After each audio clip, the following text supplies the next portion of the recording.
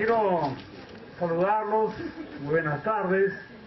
Creo que ya con las anteriores exposiciones que hemos tenido ya de alguna manera nos hemos conocido. Quien les habla es el doctor Silfredo Hugo Vizcardo, profesor principal de Derecho Penal de la Universidad Nacional Mayor de San Marcos, profesor también en esta casa de estudios y en diferentes otras casas de estudio, así como investigador penal y también autor de diferentes obras en materia penal.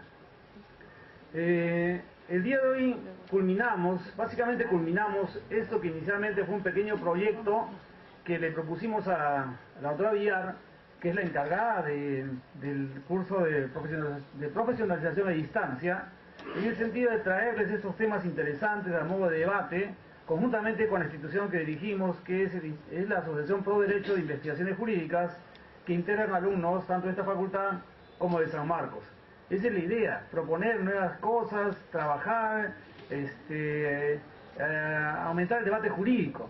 Lo propio haremos a partir del 9 de julio, que también va a haber, en este caso, en nuestra facultad, la semana jubilar por el 32 aniversario de nuestra facultad. Vamos a traer a la doctora Cuculiza, o a la congresista Cuculiza, para ampliar el debate que se inició acerca de la violación sexual de menores. Porque después de lo que trabajamos acá en esa fecha, en la de que debatimos nuestra posición al respecto, algunas cosas ya han pasado. Han pasado dos cosas al respecto. Primero, un nuevo acuerdo plenario que se está trabajando en la Corte Suprema y que yo estoy a la espera de que lo firmen los vocales supremos. Ya hablé con mi amigo doctor Víctor Prado, apenas lo firmen y se haga público, me lo van a transmitir. ¿Qué cosa dirá ese nuevo acuerdo plenario? Ya son 3 acuerdos plenarios sobre la misma materia. Nosotros trabajamos solamente 2. Y además, se han revivido los proyectos de ley tendientes a modificar el artículo 173 y de esa manera regresar a los 14 años. Una de las propulsoras es la congresista Luisa María Cuculiza. Trataremos de hacer las conexiones necesarias para traerla, pero esto será durante la Semana de Derecho a la que ustedes quedan invitados a partir del 9 de julio en nuestra facultad. El tema que ahora nos convoca, que en realidad no es muy extenso tampoco para cansarlo mucho, luego la brillante exposición de nuestro colega Saúl Córdoba, también en temas tan interesantes como estos, ¿no? Que tienen que ver con algo usual, que ustedes van a conocer inmediatamente, desde este momento ya ustedes seguramente van a ser consultados, como son los temas de alimentación. Alimentación y violencia familiar son 2 temas que ustedes deben manejar, o en todo caso 3 temas les propongo: alimentos, violencia familiar y filiación extramatrimonial. Son 3 temas importantes que seguramente en cualquier momento ustedes los van a preguntar. Y dentro de ese contexto de desarrollo de la exposición de hoy día, hablamos de lo que es la protección de la familia desde la perspectiva del cumplimiento de la obligación alimentaria. Ese es el tema que nos convoca el día de hoy. Al respecto, este se inserta dentro de un ámbito mucho más amplio, que es la protección de la familia. No olviden ustedes que el derecho penal se caracteriza por ser un derecho protector y en tal medida protege bienes jurídicos fundamentales, entendiendo como bienes jurídicos los derechos más importantes que le asisten a la colectividad en general. Por eso una característica del derecho penal es selectivo, valorativo, finalista, porque selecciona la materia del antijurídico. El derecho penal no sanciona todo, el derecho penal no se mete en todo, sino los aspectos más relevantes, más importantes, y en tal sentido tipifica conductas que tienden a esa protección, como por ejemplo la vida, el cuerpo, la salud, la familia, la libertad, el patrimonio, etcétera, etcétera, son objeto de protección del campo punitivo. En este caso nos insertamos en el contexto de lo que es el día de hoy, la llamada a este acto académico, en 2 delitos contra la familia. De tal manera que la familia se sitúa en su concepto como un fenómeno natural, tiene su base en la unión de los sexos y como institución jurídica en el matrimonio. Tiene su origen también en las uniones de hecho reconocidas a nivel constitucional. Claro está que en la actualidad se surge pues una perspectiva que quiere orientar esto de la familia hacia ámbitos un poquito más amplios, genéricos, más modernos, si se puede decir así, la posibilidad de las uniones homosexuales. Hasta el momento, dentro de la perspectiva de lo que es la Constitución y las normas contenidas en el Código Civil, pues la familia se constituye básicamente como núcleo en las uniones de pareja. Y en cuanto al matrimonio y en cuanto a la unión, que se llama concubinato, la Constitución es muy clara y dice la unión de un hombre y de una mujer, cerrando el paso a la posibilidad que se pueda formar familias de sujetos o personas del mismo sexo. Habrá que tener una apertura pues a eso, habrá que pensarlo con mente más, digamos, permisible, dado que son una realidad. Incluso yo vengo justamente de mi clase de maestría, donde un alumno está postulando la idea de proponer alguna forma de ampliar el criterio jurídico para admitir este tipo de relaciones que ya existen, que ya están, pero que se encuentran desprotegidas. Y si hablamos de proteger la familia, ¿son o no son familia? Yo creo que sí, yo creo que sí. Pero el lado de buscar un supuesto matrimonio homosexual, parece que por ahí no es, porque tendríamos que buscar una modificación constitucional, y eso requeriría mucho. En todo caso, según propone este alumno maestrista, podría darse de una suerte de unión civil, denle el nombre que sea, pero no le digan matrimonio, para evitar el problema constitucional, o una unión civil, que termine un efecto, ¿no? La protección de orden familiar, social y económica de esas personas que se juntan y se unen en una convivencia. Oiga, repito, podemos tener nuestras creencias, podemos tener nuestra perspectiva, nuestra opinión, pero son una realidad. Y el derecho tiene que proteger a todos los que componen la sociedad. En ese contexto, protege la familia como institución, la familia en su sentido amplio, pero lamentablemente la perspectiva estrictamente legal. Se habla acá de que como origen tiene el matrimonio, la unión de las personas de diferentes sexos, puede serse mediante matrimonio o puede serse mediante las uniones de hecho o concubinato.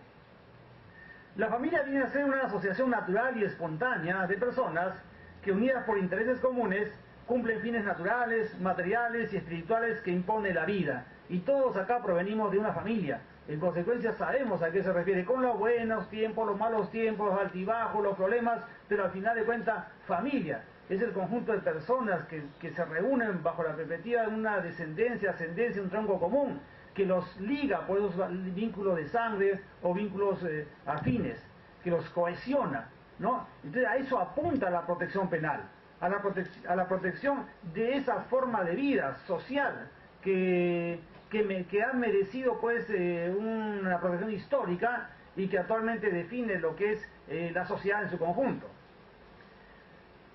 De esta perspectiva, ¿cuál es el fundamento de la protección penal? Pues bien, la familia se constituye en la célula básica de la sociedad y por tanto un elemento muy sustancial e importante. Lo expresa así nuestra Constitución. El artículo 4 de la Constitución denomínase o establece lo siguiente: el Estado protege a la familia y promueve el matrimonio y los reconoce como institutos naturales y fundamentales de la sociedad, a tal nivel que, como repito, se constituye en la célula básica, el origen de todo lo que corresponde a la sociedad, ¿no? Entonces va traduciéndose ahí la idea de lo que quiere proteger el Estado mediante el derecho penal. La cosa acá es diferente, ¿eh? En materia civil, la normatividad civil tiende a establecer un manto normativo asegurador que resuelve problemas que se presentan en el ámbito de lo que es la familia. Cosa diferente. En el ámbito penal se atiende a la sanción que ha de imponerse a aquel que violenta o aquel que daña o perturba esas relaciones de familia. Son cosas y efectos completamente diferentes. Esto viene a ser la premisa para que la mayoría de normas que regulan la familia tengan carácter imperativo, es decir, de orden público o de cumplimiento necesario, pues la organización y desenvolvimiento de las familias interesa de sobremanera a la comunidad y al Estado. Y de esta manera imperativa es que el Estado establece las normas de orden civil que regulan las relaciones de familia en diferentes ámbitos, y lo tienen en el Código Civil, en el ámbito social, en el ámbito afectivo, en el ámbito de pareja, en el ámbito económico, ¿no? Regula la norma civil.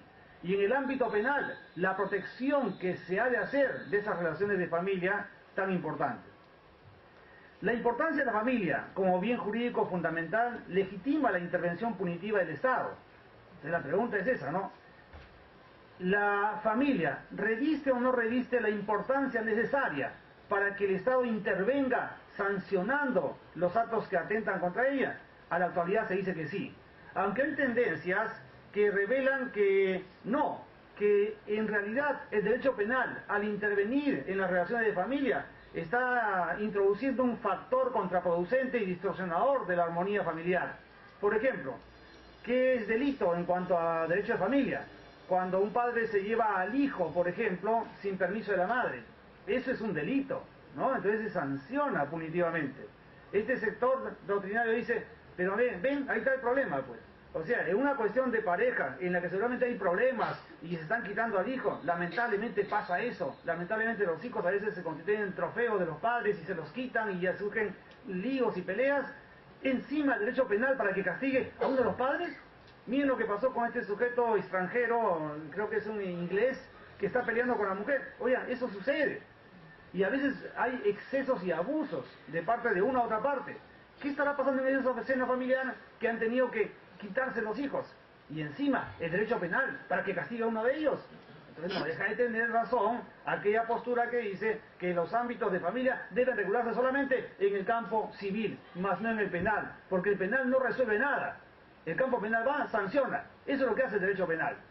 Pues bien, consideramos que si efectivamente no deja de tenerse razón en esta perspectiva, hay ámbitos de familia que sí merecen protegerse en materia penal. Efectivamente, como cuando por ejemplo se distorsiona lo que es, digamos, la filiación de la persona, o cuando se produce un doble matrimonio que vulnera el derecho y la confianza del cónyuge inocente, por ejemplo, en el caso de la bigamia. Entonces, son ciertos aspectos que si los escogemos bien, sí podría decir, legitima la intervención penal. Corresponde al derecho privado la protección de la familia en extenso, y eso lo encontramos en el Código Civil, en el libro correspondiente a derecho de familia. Al derecho penal, con su característica subsidiaria, solo le interesa tutelar 4 aspectos fundamentales para la subsistencia de la institución familiar. El derecho civil se abarca in extenso la normatividad regulatoria de todos los ámbitos que tienen que ver con el derecho de familia. Pero al derecho penal no le interesa todo lo que pasa en el derecho de familia, que resuelve el derecho civil. Al derecho penal le interesa 4 áreas bien establecidas a las cuales tiende su manto protector. Estas son la estabilidad matrimonial, básicamente la perspectiva de un sistema como el nuestro, en el que prima el matrimonio monogámico, el sistema monogámico, en el que si uno se casa, pues tiene que respetar y tiene que adecuarse a las normas civilistas que regulan el matrimonio como institución. Ustedes saben que en cuanto al matrimonio hay 2 teorías, matrimonio contrato y matrimonio institución. Matrimonio contrato significa que deberíamos entender el matrimonio como tal, en la posibilidad inclusive de que su variación o extinción esté dentro del ejercicio o arbitrio de las partes, como si fuese un contrato de compraventa. No es así como lo ha considerado el sistema nuestro. El sistema nuestro pretende, desde la perspectiva del mandato constitucional, el aseguramiento de la institución que se entiende es el matrimonio. De tal manera que uno libremente entra al matrimonio, pero luego se sujeta estrictamente a las normas que el Código Civil señala en cuanto a sus formas, efectos y circunstancias. No está en la libertad ya de los casados decidir con respecto a su estado matrimonial. Eso lo resuelve la ley. Por eso se llama matrimonio institución. ¿No? Y tiene una razón de ser, porque si la Constitución misma declara que la familia, que básicamente se constituye por el matrimonio, es la célula básica, el origen de todo lo que corresponde a la sociedad, entonces debe darle cierto ámbito de seguridad, de afianzamiento, que no sucedería si fuese matrimonio contrato. Si no, miren, pasaría lo que sucede en las películas, ahí en La Vega, ¿no? Se casan a $20, $10, se casan a la hora que quieren y se descasan a la hora que quieren. ¿Quisiéramos algo de eso en nuestra sociedad? No, parece que no es nuestra idiosincrasia, ¿no es cierto? En el sentido de que sería mucha libertad.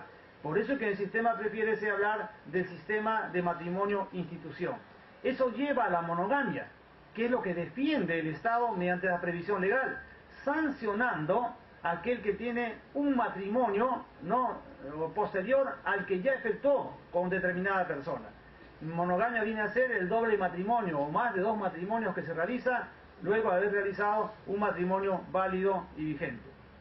Al derecho penal le interesa también el derecho a la certeza de la filiación, en tanto se lesiona el estado civil de las personas.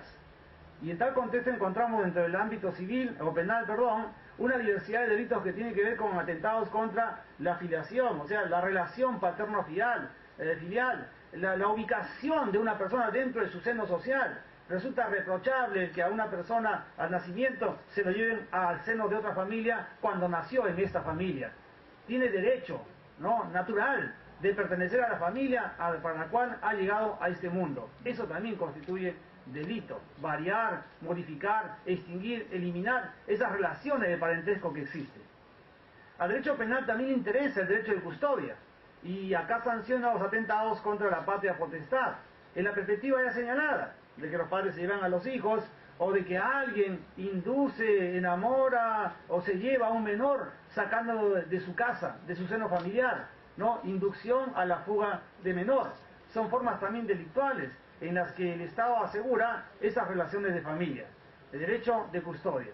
Y dentro de esa perspectiva o universo limitado que corresponde al objeto de protección penal en cuanto a familia, tenemos la tutela de obligaciones alimentarias, que es lo que estamos tratando. Es decir, la omisión de la asistencia familiar. Es ahí donde se inserta sistemáticamente este objeto de protección, la omisión de asistencia familiar. Entonces, cuando se quiere estudiar in extenso la materia de la protección jurídico-penal en cuanto a la familia, se estudian estos 4 grandes campos. Nosotros vamos a hacer referencia, evidentemente genérica, de lo que es la tutela de las obligaciones alimentarias. Y pasamos ya, de por sí, al delito de omisión de asistencia familiar, que es justamente la interfase que tiene que ver con el ámbito civil y el ámbito penal. La omisión de asistencia familiar.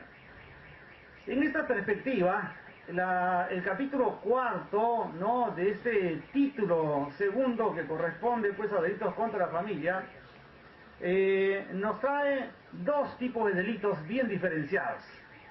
El incumplimiento de obligación alimentaria, tipificado en el artículo 149, y el abandono de mujeres en estado de gestación, tipificado en el artículo 150. Queremos hablar de delito de omisión de asistencia familiar, son estos 2 delitos. No es solamente que el sujeto no cumpla con los alimentos, no, también tiene que ver con el abandono que se puede hacer una mujer en estado de gestación. 2 delitos. ¿Cuál es el bien jurídico protegido en estos delitos? ¿Qué entender por asistencia familiar? ¿No? Conforme al criterio jurisprudencial ya definido, ¿no?, ya establecido en el contexto de la actividad judicial nuestra, el bien jurídico protegido es la familia, y específicamente los deberes de tipo asistencial, como obligación de los padres con sus descendientes en este caso. Y acaba de entrar en juego todo lo que se ha dicho con respecto a quienes resultan obligados a la prestación alimentaria y quienes resultan beneficiados. De tal manera que, vuelvo a repetir, hay una constante interrelación entre el derecho penal y el derecho civil en esta modalidad. El derecho penal expresa, por ejemplo, un contexto de orden normativo. Alimentaria, obligación alimentaria. ¿Dónde encontramos el contenido teórico o conceptual de lo que es obligación alimentaria? Tenemos que ir entonces al campo civil. Esto quiere decir que en esta norma se insertan elementos, repito, y valga la redundancia, de tipo normativo. Los tipos penales se integran por elementos. ¿Qué son los tipos penales? Los tipos penales son descripción gramatical de comportamientos prohibidos. Al que mata a otro se le impone tanta pena. Al que secuestra se le impone tanta pena. Al que omite su obligación alimentaria se le impone tanta pena. En ese contexto de redacción típica vamos a encontrar palabras que se pueden entender por su propio texto, de una perspectiva de interpretación directamente gramatical. Se entiende.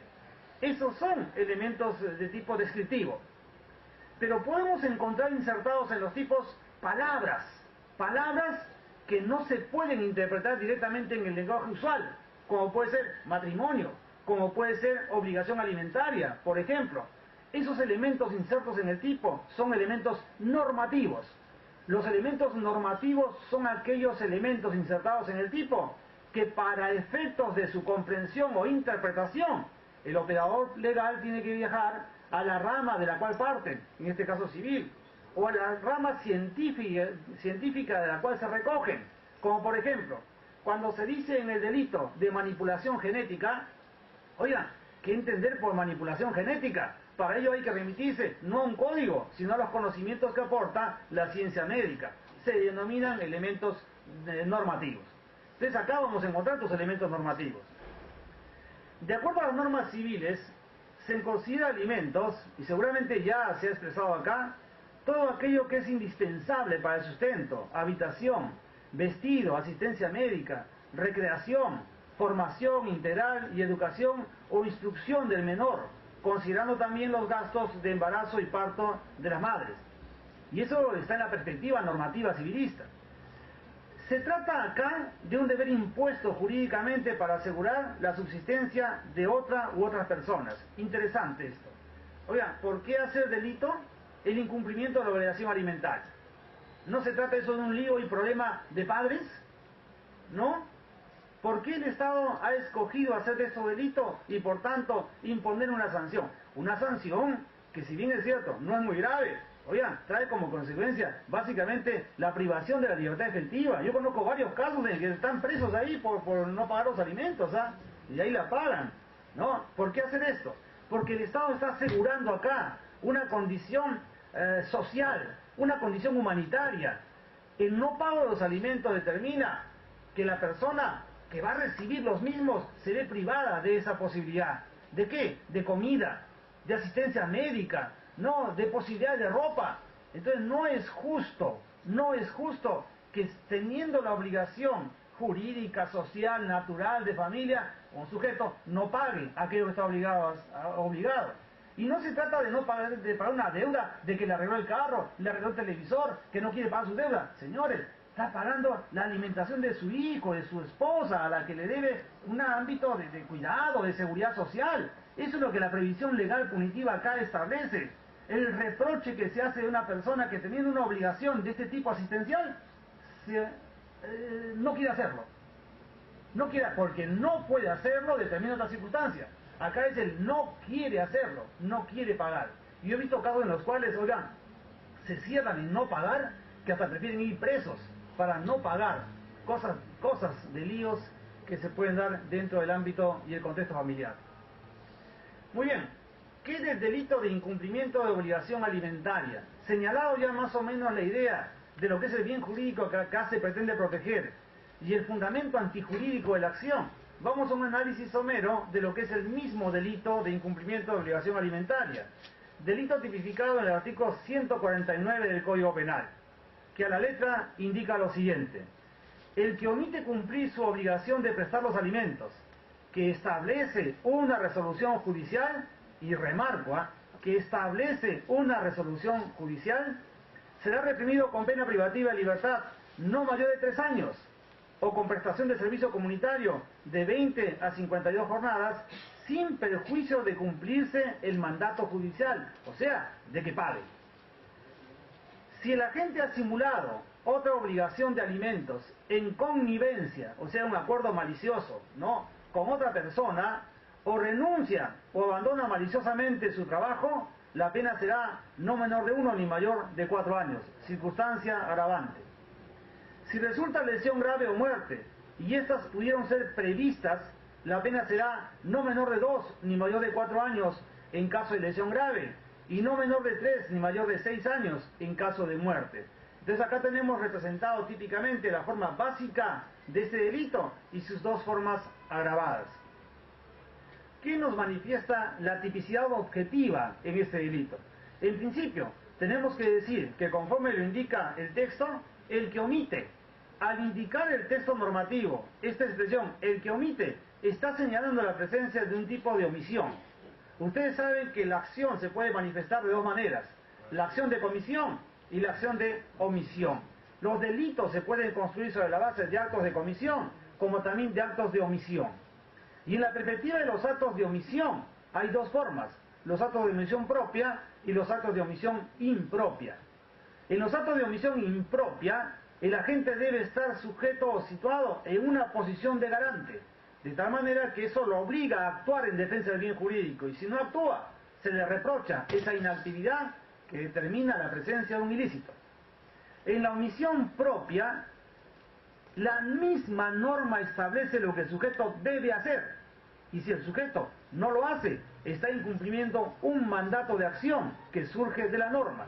Por ejemplo, al que encuentra un herido y no lo socorre, es una forma de omisión propia, porque la norma expresa que si encuentras un herido, debes socorrerlo.